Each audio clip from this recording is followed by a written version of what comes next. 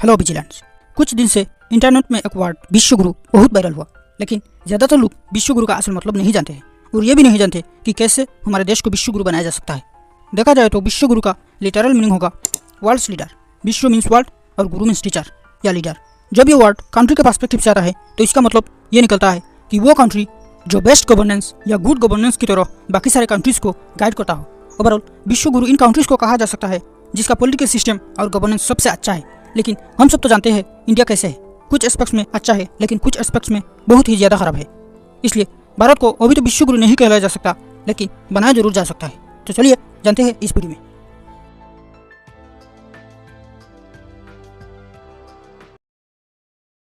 भारत को मॉडल यानी विश्व गुरु बनाना कंपैरेटिवली आसान है बहुत सारे कंट्री से, क्योंकि इंडिया की कॉन्स्टिट्यूशन ये अलाउ करता है। हमारे कॉन्स्टिट्यूशन में ह्यूमन राइट्स से लेकर कल्चरल राइट्स, माइनॉरिटी राइट्स और अच्छी तरह से फेडरल सिस्टम है जो स्टेट्स को अपनी लॉस अपनी पॉपुलेशन के हिसाब से इंप्लीमेंट करने की पावर देता है। कॉन्स्टिट्यूशन में आर्टिकल 368 नेसेसरी अमेंडमेंट करने की फ्लेक्सिबिलिटी देता है। वह आप चाइना की कॉन्स्टिट्यूशन देखिए, सीपीसी के अलावा और कोई पॉलिटिकल पार्टी नहीं हो सकता। पाकिस्तान, अफगानिस्तान, ईरान, श्रीलंका और भी है, ये लोग भी कभी विश्व गुरु नहीं बन सकते, क्योंकि इन कंट्रीज कॉन्स्टिट्यूशनली रिलीजियस है जो इक्वलिटी और नॉन डिस्क्रिमिनेशन के बेसिक प्रिंसिपल्स को भी नहीं मानते हैं। ये चीज़ यूनिवर्सली रिकॉग्नाइज्ड है, बड़े बड़े स्कॉलर्स और फिलोसोफर्स यह एग्री करते हैं। हालांकि ये कंट्रीज कहते हैं कि इनके यहाँ कोई रिलीजियस डिस्क्रिमिनेशन नहीं होता है, लेकिन फिर वही बताता है कि giving special privileges and protection to group is a discrimination to others. उस रिलीजियस कंट्रीज की हिपोक्रेसी के ऊपर चैनल में वीडियो आने वाला है, तो चैनल को सब्सक्राइब करके रखना। अगर हमारा कॉन्स्टिट्यूशन हमें विश्व गुरु बनने में अलाउ करता है तो प्रॉब्लम क्या है? असल में मेन प्रॉब्लम है लैक ऑफ पॉलिटिकल विल। और होगा भी कैसे जब पार्लियामेंट में मर्डरर और क्रिमिनल इलेक्ट हो जाते हैं। इफिशिएंट और इफेक्टिव पॉलिसी बनाने के लिए लोगों से और एक्सपर्ट से कम्युनिकेट करना चाहिए ताकि बाद में कोई प्रॉब्लम ना हो।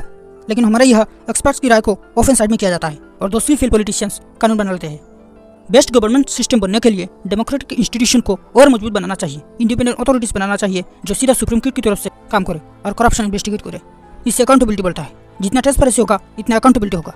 लेकिन हमारे गवर्नमेंट ने ट्रांसपेरेंसी के लिए इलेक्टोरल बॉन्ड्स ले आए। ये तो अच्छा हुआ सुप्रीम कोर्ट ने अनकॉन्स्टिट्यूशनल घोषित कर दिया। आरटीआई को भी लिमिट करने की कोशिश की जाती है। अकाउंटेबिलिटी को प्रायोरिटी देने के लिए 2013 में लोकपाल एक्ट लाया गया और 2019 में फर्स्ट लोकपाल अपॉइंट हुआ, लेकिन अभी भी लोकपाल इतना फेमस नहीं हुआ। तो इसका मतलब क्या देश में कोई करप्शन नहीं है? विश्व गुरु बनने के लिए सिटीजन्स को भी डेमोक्रेटिकली पॉलिटिक्स में पार्टिसिपेट करना चाहिए, चाहे वो अपने इशू में पब्लिकली बात करना हो, वोटिंग करना हो या फिर पीसफुल प्रोटेस्ट करना हो। लेकिन हमारे यहाँ प्रोटेस्टर्स को इजीली एंटी नेशनल बोलकर ठुकरा दिया जाता है। इंडिया में पॉलिटिशियन के साथ साथ सिटीजन्स भी पोलराइज्ड हो गए हैं। एग्जाम पेपर लीक्स में पॉलिटिशियंस का हाथ निकलता है ज्यादातर केस में। विश्व गुरु बनने के लिए ये सब सुधारना होगा। इस आर्टिकल को देखिए, देश में 100 साल से भी ज्यादा इनकम इनक्वालिटी। ब्रिटिश राज में भी ऐसा नहीं था। और पूरा कंपैरेटिव इंडेक्स भी देख लेते हैं। ये देखो, एनवायरमेंट परफॉर्मेंस में इंडिया 180 कंट्रीज में 176 पोजीशन में है। ग्लोबल हंगर इंडेक्स में 111 आउट ऑफ 125। पीस इंडेक्स में हम 116 में है और प्रेस फ्रीडम इंडेक्स में 159। जेंडर इक्वलिटी में भी 129 आउट ऑफ 146। बॉटम से सिर्फ 18 पोजीशन ऊपर है। ये क्या हो रहा है? सब में हम सेंचुरी पार कर रहे हैं। इसका मतलब हमसे आगे 100 कंट्रीज है। तो हम इनको सिखाएंगे या वो हमें अच्छा कंट्री बनने का टिप्स देंगे? हो सकता है ये सारे इंडेक्स 100% एक्यूरेट नहीं है, लेकिन ये इंडेक्स से 100% कैपेसिटी है मेजर करने का। इसलिए हमारे देश में जिस भी पार्टी का गवर्नमेंट बने उसे ट्रांसपेरेंट और अकाउंटेबल रहना चाहिए। इफेक्टिव एनवायरमेंट पॉलिसी लाए और देश के ओवरऑल पीस एंड हार्मोनी के लिए कुछ करना चाहिए। इनकम इनइक्वालिटी रिड्यूस करने के लिए एक्सपर्ट से कम्युनिकेट करे और इमीडिएटली इफेक्टिव पॉलिसी इंप्लीमेंट करे। जब हम सारे इंडेक्स में नंबर 1 में आ जाएंगे तो बाकी कंट्रीज को ज्ञान का पाठ सिखा सकते हैं और खुद को प्राउडली विश्व गुरु कह सकते हैं। ऐसे ही रैशनल वीडियो देखने के लिए चैनल को सब्सक्राइब करना और बेल आइकन को प्रेस करना मत भूलना।